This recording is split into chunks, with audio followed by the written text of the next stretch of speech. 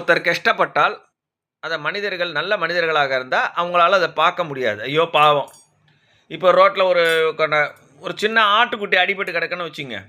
ஒரு சராசரி மனிதனே அதுக்கு போய் உதவி செய்வான். ஐயோ! பாவம் அடிபட்டு கிடக்கே அப்படின்ட்டு. என்ன? அதுதான் மனித நேயம்னு பேரு. இந்த அமானுஷ சக்தி உள்ளவர்கள் கிட்ட ஃபர்ஸ்ட்டு மிருகங்கள் வரவே வராது. மிருகங்கள் வரவே வராது. அதே மாதிரி நாய் அவங்கள பார்த்தா பயங்கரமா குலைக்கும். ஆனா நாய்க்கு தேவகுணம் உண்டு.